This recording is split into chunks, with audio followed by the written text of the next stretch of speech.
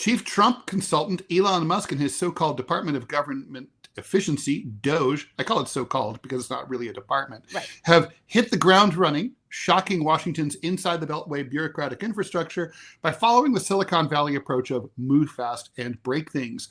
Musk is moving to shut down USAID. He offered bullying buyout offers to 2.3 million federal employees that expired today. He and his team of extremely young assistants, who are basically being doxxed online right now, has been granted access to confidential government data, including those of the Treasury Department payment systems, NOAA, Medicare, and Medicaid, and more. Musk claims that DOGE is thoughtful and deliberate, but the speed with which he is moving worries critics who think he's endangering essential government services and might have nefarious designs on Americans' personal data.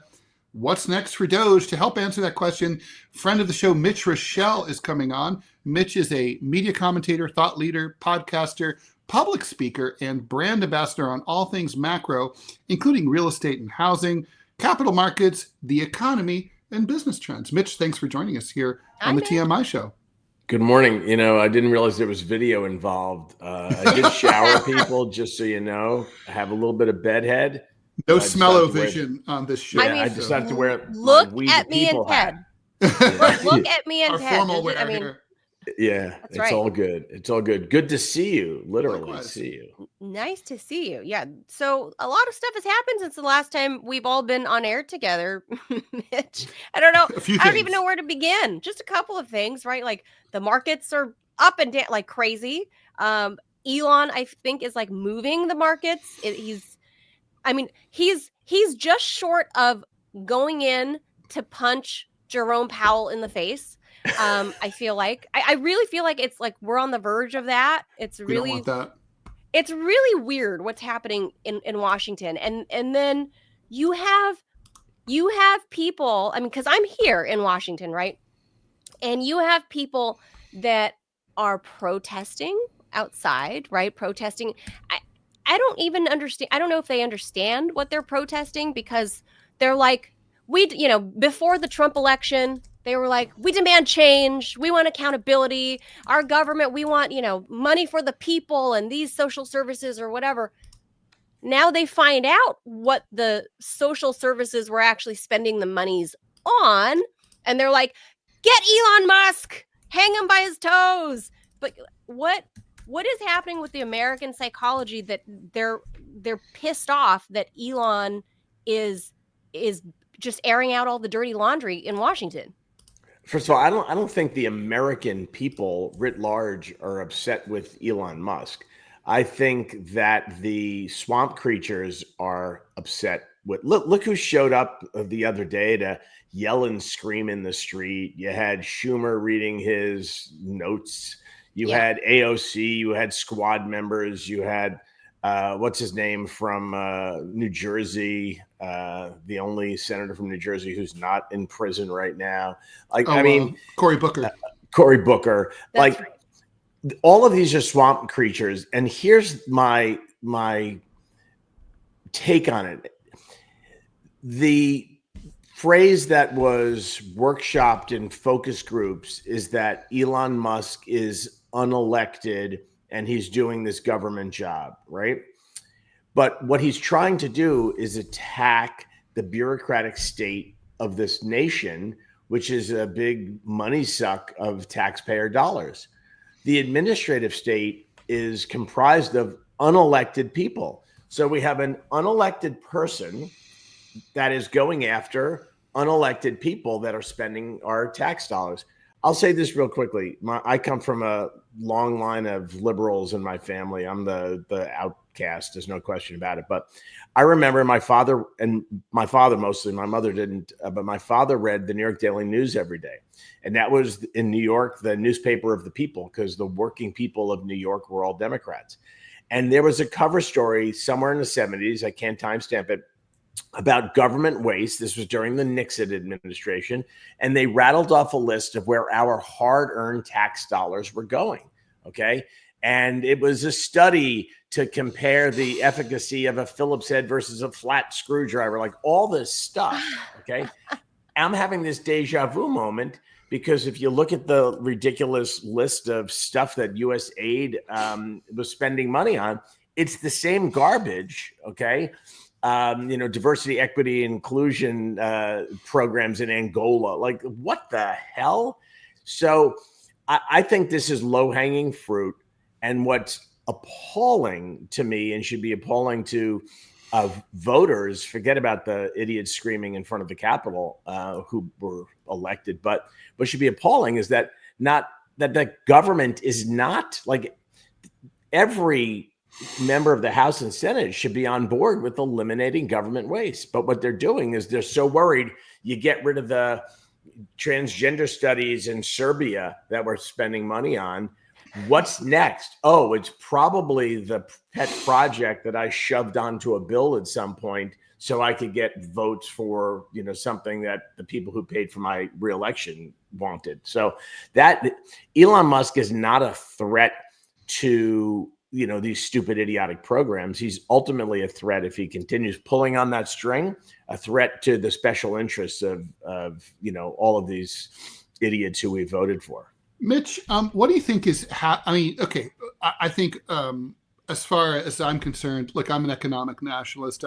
I don't know why, Manila just put up a thing about $420,000 of U.S. taxpayer money going to help Indonesian coffee makers. And I like me some Indonesian coffee, but, Sumatran coffee. As long as there's one person sleeping outside in the United States, I'm not into that, right? So my question is, how do you think these programs, we can laugh about them. William Proxmire, for those of us who are old enough to remember this, used to constantly enumerate examples of wasteful and hilarious government spending like this.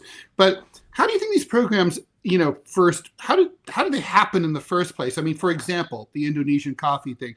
Do you think that, like, someone in the Indonesian government asks us, hey, could you help my cousin and his coffee place and then, like, he does something for us that somehow we actually need, but they can't really explain that to the American people. But really, there is some kind of, like, quid pro quo that sort of benefits American security or other interests? I think it's not to create a boogeyman in the story here, but I think it's a lot of work of NGOs around the planet. And NGOs get the ear of somebody. And so from the NGOs ask to a congressional aides ears, somehow all this stuff gets added in here. I will argue that there's probably good intentions with all of it. Mm-hmm. I will also argue that it's probably replete with fraud all over the place, because it's inevitable when you keep adding commas to the amount of spending, the opportunity for fraud gets bigger and bigger. There may not be the motive, but there's certainly the opportunity for that crime. But what I find interesting is, and again, I'm going to get historical in this perspective, when career politicians run for office against people who come from the quote unquote business world, and I could be talking about local government or the United States of America, you hear this soundbite, he'll run this thing like a business. Okay. Mm-hmm. That's exactly what Donald Trump's trying to do. Mm-hmm. And the lifelong politicians and bureaucrats hate it. The first thing that Trump did with this, Musk, and we could talk about Musk all you want, but they did a hiring freeze. The playbook of corporate America in times of potential economic stress, facing a business, the first thing you do is have a hiring freeze. It's like right out of the playbook. McKinsey or Booz Allen or whomever wrote the playbook, that's the first thing you do. You do that in government, and the first thing they'll do is see what happens and then blame that.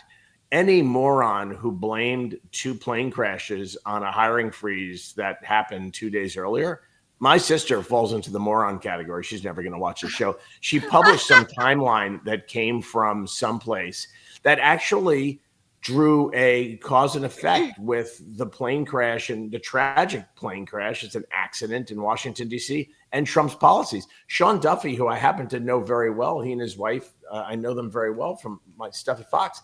Okay, he was sworn in with a 77-22 vote in the Senate 24 hours before a plane crash. how in the world in a timeline can that be the Trump administration's fault, right? So we're politicizing stuff that truly, by the way, if it wasn't a Republican that was trying to do this to government, you wouldn't see all of those morons standing in Capitol Hill. One last thing I'll say, the best soundbite of all of this was AOC talking about Elon Musk and calling him stupid.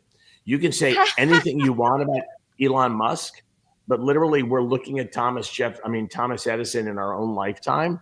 And the one thing he is not is stupid. He may be politically unsavvy, but he's not. He's not stupid. Let me skip to my big question, which I had been planning for last, but I think it's worth coming up front.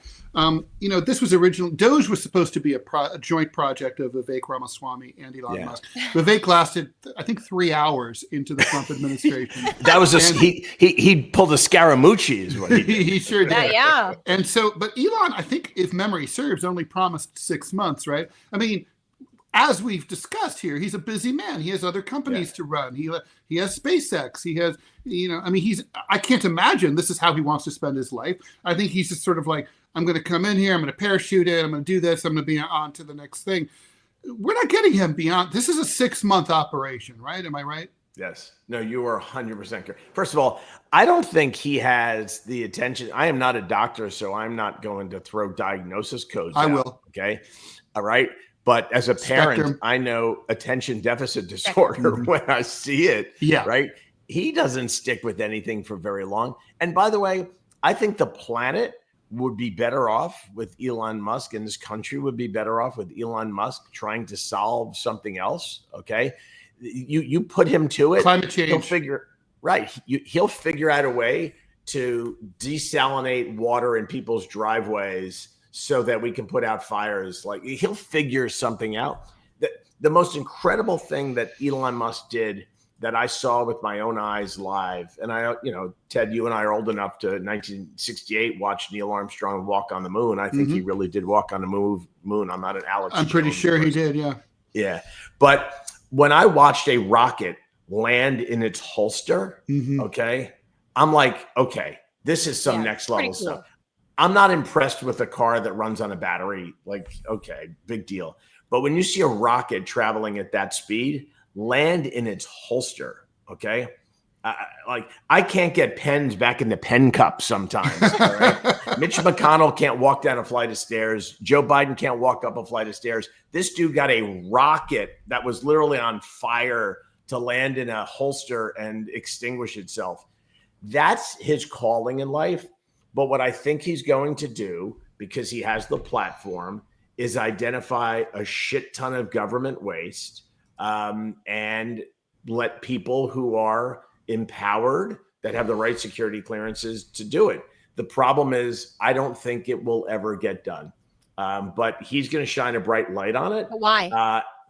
Why? Because I think once you pull a high-profile antagonist out of the equation, and you leave it to Washington to fix Washington, if that's what ends up happening, nothing gets done. Manila, you live there, right? I mean, I know. The swamp is gooey, right? And so basically you're saying Elon's not going to stick around long enough to see it through, because, I mean, he can't. Obviously, he has 50 irons in the fire. Yeah. And Washington really needs constant hand-holding. Yes. And I witnessed this stuff. And accountability. Firsthand. I'm a big fan of what he's trying to do. Don't get me wrong, but the zero accountability to identifying all of this crap and actually eliminating the crap. I used the expression before about pulling on the string. You pull on the string of any random thing that the government's pissing away money on, and you'll find somebody at the other end of that string that's got photos of somebody, right? Like that's what. That's how Washington works. Elon Musk isn't scared of any of that. Donald Trump certainly isn't scared of any of that. But you need somebody like that is completely fearless to continue to hold the administrative state accountable. And maybe it's Ramaswamy. He wants to run for the vacated J.D. Vance Senate seat. and maybe that's his So calling. he's going to run for governor. I think. Well, there also doesn't seem to be any messaging to the voters. So like there's no, I don't think there's any buy-in, even from MAGA voters. There's no one saying like, okay, so hi, I'm Elon Musk. Here's my video for today. Today I'm going into XYZ department and I identified this crap. This is all just happening for us political dorks and mainly being broadcast either with approval on Fox or, But it's on MS. CNN. It's MSNBC and CNN need fresh meat, and this is fresh meat, right? Yeah. That's all it is. And it's cable news fodder. It doesn't get a lot of broadcast coverage on the big three broadcast networks. It may get a little Lester Holt sarcastic comment, but it doesn't get much. It gets some airtime in memes and infographics on social media. But all Americans should be concerned about where their tax dollars go. Of course right? they should. But I mean, also, like, I have to take note of the fact that Elon hasn't yet visited the Pentagon. I mean, that's where all the money's going, right? I mean, the vast majority of it. That's the biggest single spending place in the federal budget. It's almost $1 trillion. Yeah. And listen, and I know Pete Hegseth as well, or I guess I have to call him Mr. Secretary the next time I see him. But I have an informed view that he wants to drain a little bit of that swamp and wants to cut back spending. He wants to spend intelligently on hardware, aggressively on human capital, people, okay? Eliminate idiotic policies and self-fund that by pulling money out of this piece of the budget and putting money into that piece of the budget to not get the number over $1 trillion. And, if his budget is $900 billion, work within the $900 billion to, eliminate some stupidity. But we have warships that are in desperate need of repair. And, we have a complete deficiency of people, soldiers, and, Marine, airmen, all of them. And Pete Hegseth, not to fall down that rabbit hole, he will be the single greatest recruiting person for getting people to join the military. Well, so I think what the concern is, and nobody really articulates this, but for Democrats in this particular case, because it's a Republican administration, they're going to look at this, and the real concern is not that someone's taking an axe to the deep state. The real concern is that they're doing that as an excuse to go after their Democratic/liberal priorities, and meanwhile they're going to bloat up Republican conservative priorities, and that it's political. It's not going to be viewed as like we're just going to go after waste wherever we find it. Is that a fair concern? I think it is. Well, and that's the political reality of what happens when you go after anything. When Donald Trump ran in 2015-16, his 3-word phrase that got him into the most trouble was drain the swamp, because the swamp actually believed that he could do some damage to them, and they came after him every possible way they could. He stopped saying drain the swamp, not for— And lock her up. And lock her up. Well, there's no her. Well, there was a her, but like there was a her then. Yeah. She wouldn't have. Kamala wouldn't have lasted very long in lockup. Hillary would have survived. Kamala would have. Hillary would have thrived. She would have been like the guys in Goodfellas, like eating the cell block. Things. She'd be the gang boss of the cell block. 100%. Ted, your Goodfellas reference is correct. They would have been in special quarters. She would have been a cripper, but whatever gang, she would have been the kingpin. People would be getting whacked, getting shivved in gem pop. The warden would be quaking in fear. That's true. But I think it's almost as if somebody in the messaging team looked at Pierre. I can't pronounce his last name because I'm not Canadian. Ted, I'll leave that to you. The opposition leader in Canada. Oh, I don't know. Whose catchphrase was, "Let's make common sense common again." And I think that at the end of the day, let's put politics aside. I was going someplace with the story until we fell into the Oz rabbit hole. But the fact of the matter is that if your strategy is common sense, everybody can get on board with that, right? Just common sense. The problem is when you start politicizing the corner of it because you have an ulterior motive, you start looking stupid. And that's what, if Trump, from a messaging perspective, can just stick with common sense. I was laughing my ass off, in the green room when you guys were talking about girls and men and women sports and stuff like that. I played in a golf tournament with Caitlin. She was in the hole in front of me. Yeah, she was in a hole in front of me. And so she said, and women could have played from the women tees. Okay. And she said, and I was standing right there in the tee box. She goes, I couldn't play from the women. Like, how would that be okay? All right. And she played from the men's tees. And that just, to me, that's common sense. Riley Gaines losing to the dude from Penn, who was like one of the lowest ranked men swimmers, who ends up becoming the highest ranked woman swimmer. John McEnroe, you referenced, was on with Gayle King and the other geniuses on ABC's morning show. And he made a comment, and he had to defend a comment that women and men should not be playing one another in tennis, because the worst possible man in Division II college male tennis player could beat a woman on the tour, on the pro tour. But somehow he's like a bad guy for saying that. If you just use the standard of common sense, of course that shouldn't be the case. Okay. We can get into the fine point of Ted at Limelight in 1983 peeing next to a woman in the bathroom. Okay. We don't care about that. Okay.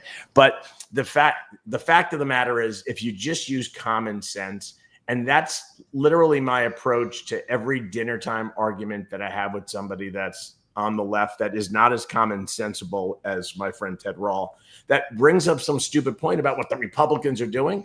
Like, if you use common sense as the standard, it makes sense. And not be in the cult is right. Is either cult. There's two cults. Either cult. Yeah, right. I'm in neither camp, so I don't. I see cults are bad for what it is. And cults are always bad. Yeah, and well, so Mitch, I want to talk real briefly about like the markets. Like we talked, I mentioned it at the top, and obviously markets responded very quickly to all the tariff talk. I mean, the tariffs that never were, right? I mean, so it's a bit. I had that on my bingo card. They lasted as long as Vivek. Right. Yes. Like, so all this tariff talk, the markets responded immediately Monday morning, and then the tariffs never happened. And now people are looking at long term going, okay, when is Jerome Powell going to move on these interest rates? Because me personally, I thought he sat on zero for too long in the housing sector and caused, it to be where it's at now. Well, there were other factors as well, right? All these companies, these hedge funds that are buying up houses. Sure. But he would have moved the markets, 6 years ago if he got off of near zero. And don't forget, he was jawboned by Trump when he tried to raise interest rates, right? When Trump was the sitting president and Powell wanted to raise interest rates, Trump was beating the crap out of him on Twitter for trying to raise interest rates. Well, because it was a big jump, right? So it startled consumer confidence. And I mean, but that's why I say my complaint, having had a real Trump wanted to juice the economy. That was his policy. He didn't inch up. Powell just came and went, okay, we're going to 5%. And people were like, what? Yeah. Like, it reminds me when that happened, it reminded me of the old days of payphones here in New York, when the payphone went from a dime to a quarter. And I was like, wow, it was like, what? Like, that's a massive I'm going to go crazier than you. Forget about the payphones, because you're a New Yorker and most of the audience won't know what the hell we're talking about. The bridge on the West Side Highway that connects the Bronx and Manhattan was a dime. Okay. It was the only functional use of a dime that people had at the time. You had to keep them in your car. Okay. Yeah. It went from a dime to throw a dollar. It in there. Yeah, it went from a dime to a dollar. It's like what? What? Wow. Well, that's how you balance a budget.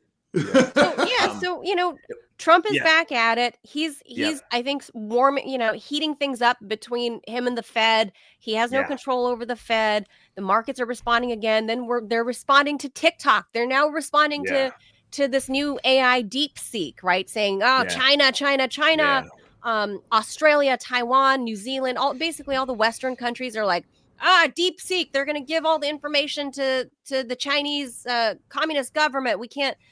First it's TikTok. Trump weighed in on TikTok, put a pause on that.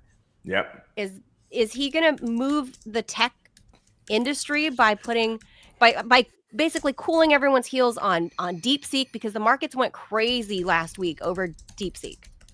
Well, let me give a macro market view and not get too deep on any of the 15 topics you just threw at me. But just a lot of everything from Trump. No. I'm with you. Just have me back on. We can unpack it all. But the market is largely overbought in certain sectors, and technology is the sector that it's overbought.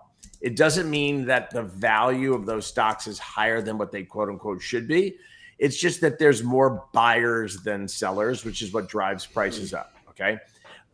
So it's logical for people with significant gains in those stocks to be asking the question, when is it time to sell? Should I sell? Should I sell? Right. I'm giving a kind of a retail view of this. So you get a news story like China's got a product that can build AI better, faster, and cheaper than relying on NVIDIA. And poof, NVIDIA gets the ever-living crap kicked out of it, and its stock price falls 20%. Okay, only hurting people who bought it, in the last 20%. But if you've had it for a year or two and it's gone up 400%, whatever. But this is kind of what happens when you have these stocks that are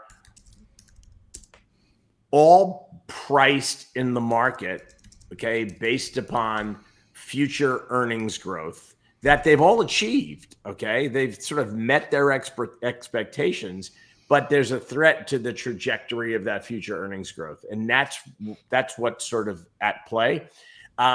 If you look at the last 2 years in the stock market, it's really 5 to 12 stock names that have driven all of the growth in the markets. Many of them are household names. Some of them are not household names. And I think that's what has investors incredibly anxious. But I will give President Trump credit. When he realized the market reaction to tariffs, when he got 100,000 phone calls, I'm being, dramatic here, from people that are now inside his tent. Okay. Let's remember the inauguration and who was standing behind him, right? The CEOs of all of those companies that stock prices have driven the market. When he started talking to some of them, he realized, all right, I'm going to do things, but it's not going to be all shock and awe. And what happened? Mexico agreed to X, Canada agreed to Y. I'll leave you with this strategic view. If North America could get its act together and have three nations thinking as one from a trade perspective, and clean up some of the ugliness that exists, and there's more ugliness south of the border than there is north of the border because of the role of cartels and the corruption in Mexico. But if we can get our act together, North America can be such a threat to China in terms of global trade. We have cheap labor, south of El Paso all the way to South America, right? And all of those migrants who've kind of been walking up. But, if Mexico can co-opt some of the nations south of it, I mean, stuff can get made down there at prices that could easily compete with China, creating better quality of life for the people that are down there. I think North America can truly be China's biggest threat, and that's what the leaders of these countries need to truly focus on. That Mexico has to stop taking Belt and Road Initiative handouts from China. The countries south of Mexico need to stop taking Belt and Road Initiative money from China. Let America, the United States and Canada, convince those countries of that. And then I think China's got a real threat. Truly, I think that's the case. There's a lot of ifs and shoulds in there. Sure. But that should be the strategy. If you get a populist like Pierre to be the prime minister of Canada who thinks like Trump, that helps a lot. And the woman who is the president of Mexico, she may be, I know, the first Jewish woman president of Mexico.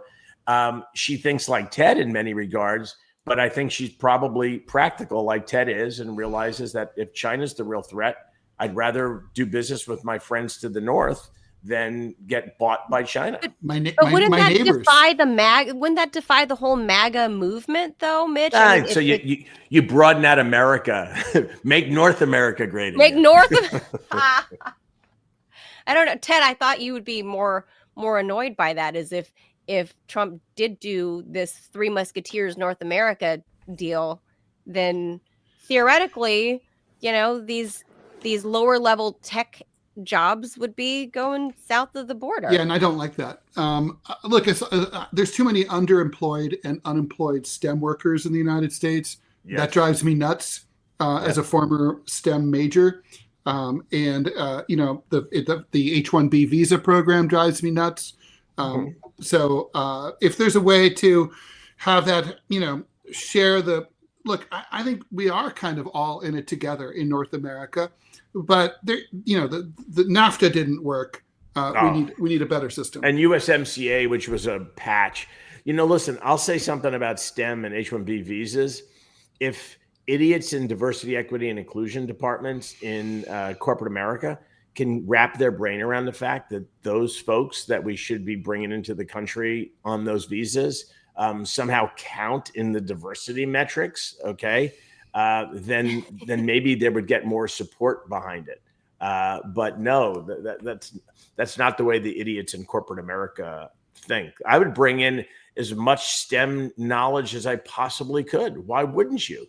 That's the diversity that the organizations need, right? Forget about gene pool and what box you check on the HR forms, but what skills are you bringing to the table? And if there's skills in India or China or wherever that we can keep in the United States and not lose IP out the back door, I'd say issue those visas like crazy. Well, we'll disagree about that. Mitch, thank you so much for joining us. Thank you, Mitch. You can't end on me and Ted disagreeing. No, that's true. Well, but it's TBD. It's to be continued. There you go. Well, I knew you guys would not agree on that one for sure, and I'm kind of on the fence with that. I'm like, I agree though, Mitch, with you in the part that it is being diverse when you actually bring in people from brown Asia, right? Like it counts. Like you're bringing in new culture, new direct access. I'm going to leave you with this, just so we can somewhat agree. In my past life, I was dealing with diversity, equity, and inclusion, idiotic quotas. My HR person that I was working with on this was Korean, and we were looking at our pie chart. Or Korean? She was born in Korea. Parents were obviously born in Korea, but she immigrated to the United States, U.S. citizen, married to a Korean guy whose parents were born in Korea also. But she's lived at the time she was in her 30s and probably lived in the United States for 25 of those years. Okay. U.S. citizen. Okay. Very American. Naturalized U.S. citizen. In any event, but she was in New York. She was in Bergen County. That's where she lived. I don't want to give any more information about it. But anyway, we're looking at the stupid ass pie chart to see if it lined up with the other stupid ass pie chart about, the diversity of our people. And there was this wedge missing because at the time, Asians were not counted as diverse. Right. What? Yeah. Yeah. Well, that's like Asians, the University of California system, right? Yeah. Asians were not counted as diverse because we had so many. I don't know. We had so many of them. I'm like, what are you talking about? Like, so my point is, like, this whole notion of DAI, I don't know what lab they cooked up what the pie chart's supposed to look like. There's all sorts of silliness involved with that. Like, for example, a lot of them can't determine whether South Asian people are Asian or not. You know, but it's on the continent. It's in the word. It's in the word. You know? Well, are Israelis Asian or not? Right. Right. Technically, they are. What do you do with Turkey? Part of it's Europe, part of it's Asia. Right. Are they Asian? It really reminds me of German pseudoscience under the Nazis, right? Where they couldn't figure out what to do about Indians because it was like, well, technically they're Aryan because that's where Aryans come from, but they're brown. What do we do about that? Yeah. It's like, well, maybe this should make you think that your whole thing is stupid, you know? Yeah. And so I'll leave. This is the point of it. It's common sense. Like, you know, like, I'd rather be, Martin Luther King. I'd rather be judged by my character and not and some other attribute of me that you may notice or may not notice, whether you're black, white, gay, in a wheelchair, not in a wheelchair, we're cis, non-cis, non-binary, whatever. Judge, all three of us want to be judged by the viewers and listeners of this program by our character and our point of view, not like, you know, what we look like. You know, mine and Ted's poor. No, I hear you. Yesterday morning, I was listening to NPR, and great example of that. There was a fascinating. It was a piece that turned out to be fascinating, but with an incredibly annoying opener about the role of black fashion designers, 50 to 100 years ago, including the black woman who designed Jackie Kennedy's wedding dress, and she was apparently the first black woman to have her own boutique on Madison Avenue at a time when that was it's still very hard. Right. And for anyone. And anyway, but it all started out with this guy they interviewed, and they were like, as a black designer, I didn't see anyone who I could identify with. And I was like, oh God, here we go again. And then it gets into what turned out to be actually a super interesting story. And I was like, why not just like I don't care whether you identify with someone. I mean, I don't identify with someone because they're white. I don't identify with someone because they're half French, half German. If they're half French and half German, I don't care. I don't have anything in common with them. I don't identify with someone because they're from Kettering, Ohio. I don't identify with someone because they went to Columbia University. I don't identify. You know what I mean? I don't get it. I don't think most people think that way. When there's a fire, I want somebody running through the door who's capable of putting out the fire. Mm-hmm. And maybe dragging you out. I don't want dragging me out alive, and God forbid, making sure my dog gets out alive and loved ones. Okay. I do not want somebody coming through the door that was born in Bronx, Lebanon Hospital, because I was born in Bronx, Lebanon Hospital. I don't give a shit. Okay. Right. I want it to be a big dude. Okay. Right. Who can carry 80 pounds of gear and run upstairs, who doesn't care that the building's on fire, and save everything that's dear to me. Okay. Right. But yet in Los Angeles, where I just returned from yesterday, you had the chief of the fire department talking about like people running into their house that looks like them. That is, I'm going to go back to it. No, they don't. There is no common sense to that comment. Okay? I don't believe that's true either. She also said a controversial thing, 2 weeks ago, where she said not only that we want firefighters that look like us. That no, we don't. I'm from Los Angeles. No, we don't. Number one. Number two, she said that when they asked, about, pulling out your comrades from the fire or whatever, and she said, well, if that was my coworker and he got himself into that situation, well, he shouldn't have put himself in that situation to get trapped.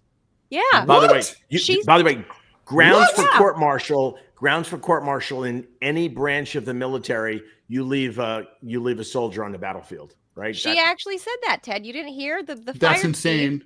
That she said that if one of her colleagues, a firefighter, if it was a man, a big guy, got himself trapped in and she couldn't get him out or whatever. She says, well, my better question is, why did he put himself in that situation where he could get trapped? And I went, because he's a firefighter? Because he's a firefighter. By the way, oh my God. There's two jobs. There's two jobs that the title of the job tells you what you're supposed to do.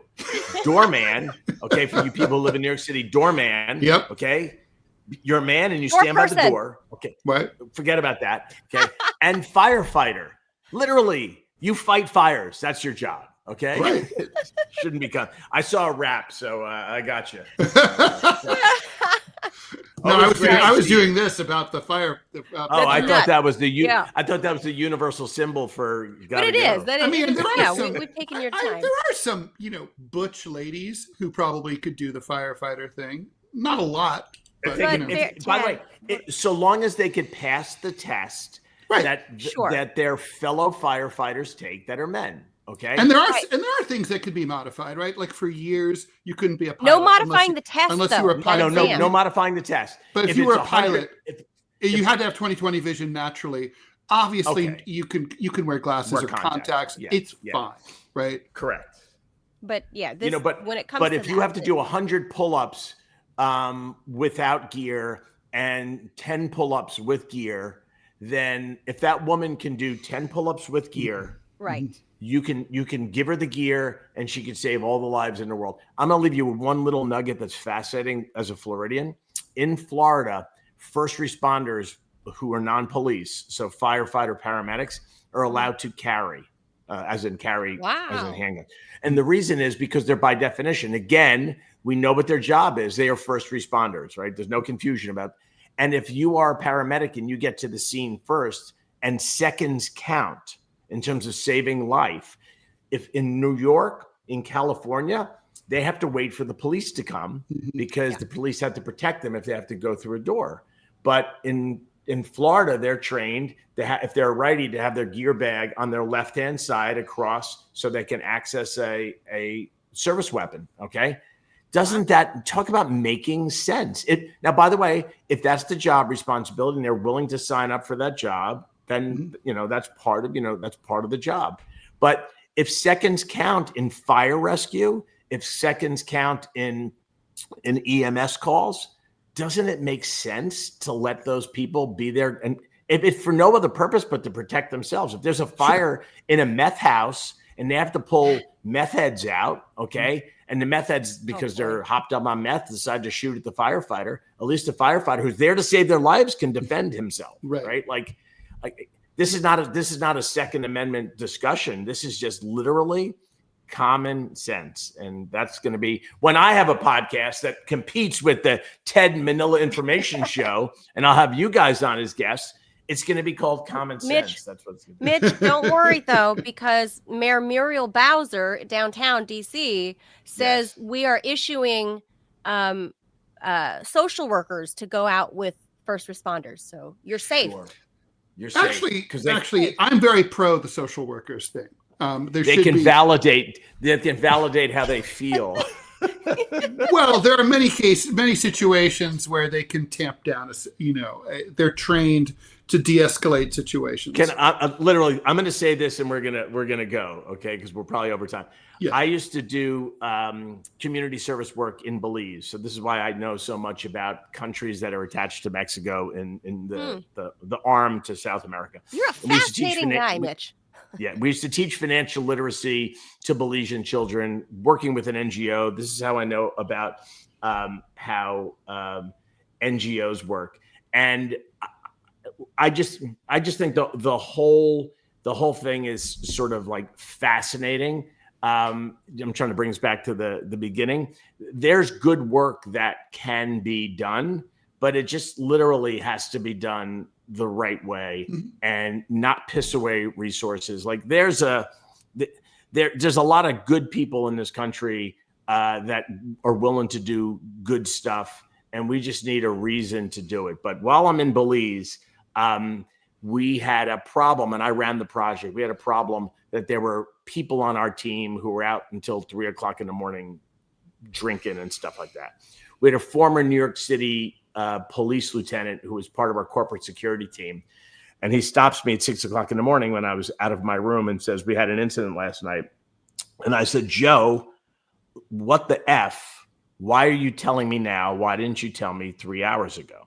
And he goes, Mitch, he goes, hey, if I learned anything on the job for 30 effing years, guys like you dragged out of bed at 3 o'clock in the morning, go into a scene, don't make things better. Okay.